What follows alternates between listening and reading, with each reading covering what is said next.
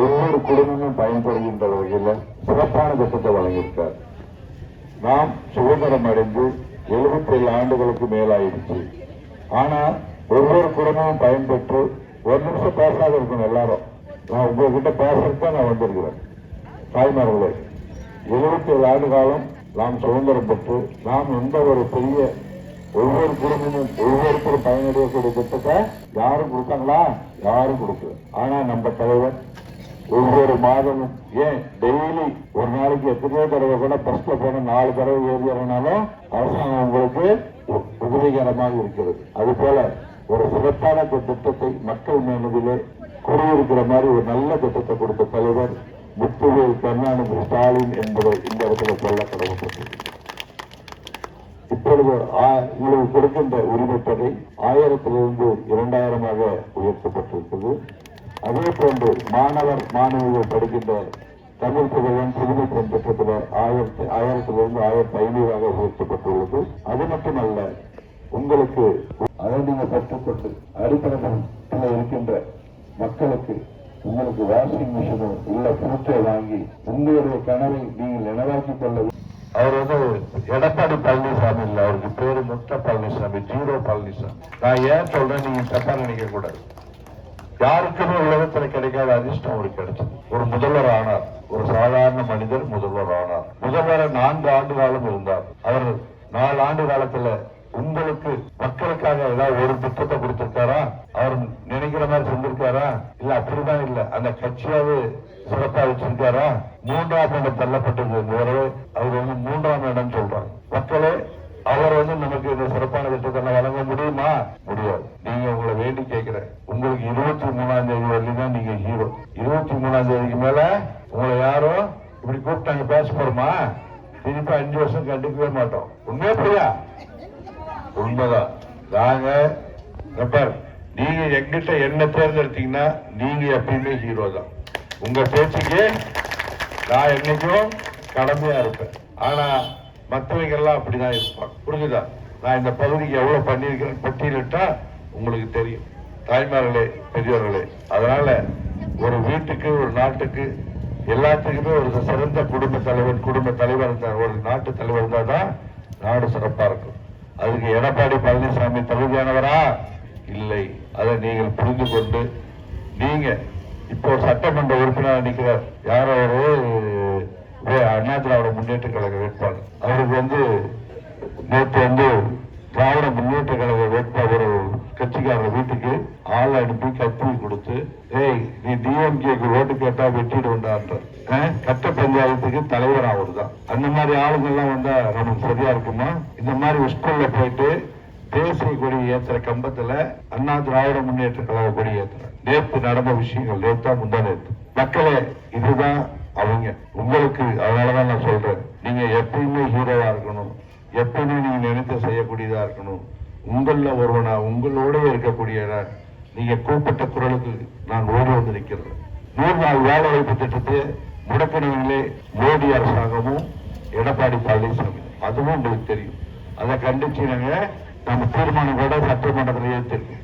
அதனால திரும்பவும் அதை பெற்று தருவது பழைய மாதிரியே உங்களுக்கு 100 நாள் வேலை வாய்ப்பு திட்டத்தை பெற்றுத் தருவோம். அது மட்டுமல்ல, இன்னைக்கு 5000 ரூபாய் போட்டார். 5000 ரூபாய் எதுக்காக போட்டார் தெரியுமா? 1000 ரூபாய் மாசம் போட்டு இருந்தோம். அதை தடுக்கணும்னு சுப்ரீம் கோர்ட்ல ஸ்டே போட்டார். ஏய், நீ 1000 ரூபாய் தடுக்கணும் இருக்குன்னா நான் 5000 ரூபாய் போடுவேன்னு சொல்லி தலைவர் 5000 ரூபாய் போட்டார். புரியுதா? அதனால உங்களை நான் வேண்டி கேட்கிறேன், உங்களை விரும்பி கேட்கிறேன், உதயசூரியனுக்கு சின்னத்துக்கு நீங்க வாக்களிங்க. நல்ல தலைவருடைய சின்னம் உதயசூரியன், தளபதியார் சின்னம் உதயசூரியன், நம்ம சின்னம். போச்சம்பள்ளி மற்றும் புளியம்பட்டி ஊராட்சிக்கு உட்பட்ட கிராமங்களில் திமுக வேட்பாளர் மதியழகன் தீவிர வாக்கு சேகரிப்பு. 20 அடி மாலை அணிவித்து போச்சம்பள்ளி திமுகவிதன் வரவேற்பு.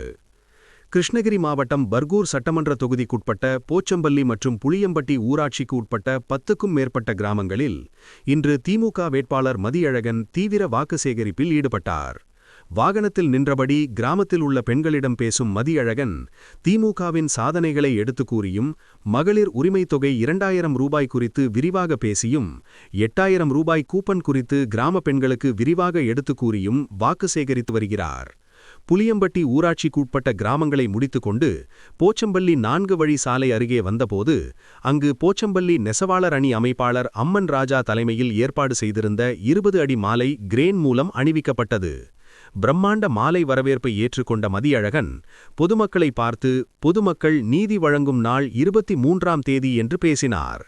திமுகவின் சாதனைகளை எடுத்து கூறி முத்துவேல் கருணாநிதி ஸ்டாலினால் அறிவிக்கப்பட்ட வேட்பாளர் நான் ஒரு பக்கமும், மக்களால் தேர்ந்தெடுக்கப்படாமல் அதிர்ஷ்டத்தால் முதல்வரான எடப்பாடி பழனிசாமியால் அறிவிக்கப்பட்ட வேட்பாளர் பல்வேறு வழக்குகளுக்கு சொந்தக்காரர், பல்வேறு கட்ட பஞ்சாயத்துகளுக்கு சொந்தக்காரர், இருவரில் யார் நல்லவர்கள், யார் பதவிக்கு வந்தால் பொதுமக்களுக்கு நல்லது செய்வார்கள் என தீர ஆராய்ந்து நீதி வழங்கும் நாள்தான் 23ஆம் தேதி என்று பேசினார். அதே போன்று மத சார்பற்ற கூட்டணி முன்னாள் பஞ்சாயத்து தலைவர், இந்நாள் பஞ்சாயத்து தலைவர், முன்னாள் கவுன்சிலர், இந்நாள் கவுன்சிலர், மக்கள் பிரதிநிதிகள் அனைவருக்குமே உங்கள் பொறுப்பாக தொட்டு வணங்கி என்னுடைய வணக்கத்தையும் நன்றியும் நான் சொல்ல கடவுள். ஒன்றிய கழக செயலாளர் சிறப்பான அவருக்கும் என்னுடைய வணக்கத்தையும் நன்றி சொல்ல. தாய்மார்களே, பெரியோர்களே, கடந்த 5 ஆண்டு காலமாக நம்முடைய தமிழக முதல்வர் வாக்களித்தவர் வாக்களிக்காதவர் என்ற பாகுபாடு பார்க்காமல், நம் கட்சியை சேர்ந்தவர் மாற்று கட்சி என்று பாகுபாடு பார்க்காமல் எல்லோருக்கும் எல்லாம் என்ற நீதியின் அடிப்படையில் ஒரு திறம்பட ஒரு ஆட்சி செய்து மக்கள் மனதிலே குடிக்கொண்டிருக்கின்ற தலைவர் தான் முத்துவேல் கருணாநிதி ஸ்டாலின் என்பதை சொல்ல கடவுப்பட்டிருக்கிறது. அவர் கொடுத்த விடியல் பயணமாகட்டும், அவர் கொடுக்கின்ற உரிமை தொகை 1000 ரூபாய்ங்கிறது 2 நிமிஷம் அப்படியே பொறுமையா கேட்டலாம் போயிடலாம். 1000 ரூபாய் உரிமை தொகை நம்ம தேர்தல் அறிக்கையில 2000 ரூபாயா உயர்த்தி கொடுக்கப்பட்டுள்ளது. உங்களுக்கு ஓஏபி 1500 2000 ரூபாய் உயர்த்தி கொடுக்கப்பட்டுள்ளது. அதே போன்று மாற்றுத்திறனாளிகள் 2000 2500 உயர்த்தி கொடுக்கப்பட்டுள்ளது. உங்களுக்கு மாணவர் மாணவிகள் படிக்கின்ற தமிழ் புதல்வன் புதுமை மின் திட்டத்தின் மூலமா 1000 என்பது 1500 உயர்த்த கொடுக்கப்பட்டுள்ளது. அதே போன்று உங்களுக்கு வவுச்சர் ஒரு கூப்பன் கொடுக்கறாங்க, 8000 ரூபாய் மதிப்புள்ள கூப்பன். அந்த கூப்பனை வைத்துக் கொண்டு நீங்கள் வாஷிங் மிஷினோ ஃப்ரிட்ஜோ எதுனாலும் வாங்கிக்கலாம். அது 50% ஆஃபர்ல போகும்போது 16000 ரூபாய் மதிப்புள்ள பொருட்கள் கூட நீங்க வாய்ப்பு இருக்குது என்பதை நான் சொல்ல நான் கடமைப்பட்டிருக்கின்றேன். அது மட்டுமல்ல, 10 லட்சம் வீடு இல்லாதவர்களுக்கு சிமெண்ட் சீட்டு போட்ட வீடோ இல்ல ஓலை வீடோ இல்ல ஓட்டு வீடோ இருப்பவர்களுக்கு 10 லட்சம் பேருக்கு உண்மையிலே சிறப்பான வீடு கட்டி கொடுக்கப்படும். கலைஞர் கனவு இல்லம் என்பதை சொல்ல கடமைப்பட்டிருக்கிறேன்.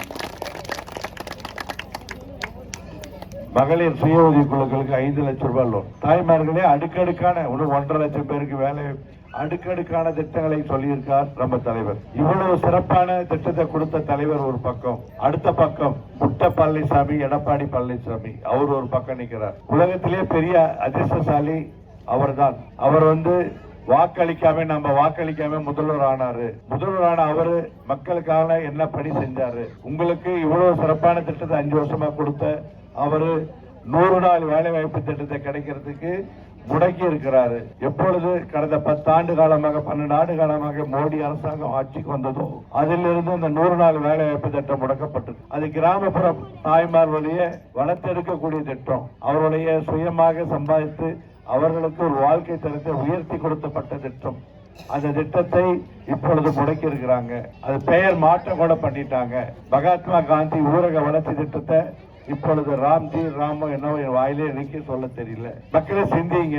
இன்னைக்கு சட்டமன்றத்தில் நாங்க தீர்மானம் நிறைவேற்றிருக்கிறோம். நாங்க தலைவரை நீங்க பதவி ஏற்றின உடனே அவர் அறப்போராட்டம் நடத்தி பழைய மாதிரி மகாத்மா காந்தி ஊரக வளர்ச்சி திட்டத்தை பெற்று நாங்க கொடுக்கறதுக்கு நாங்க முயற்சிப்போம்.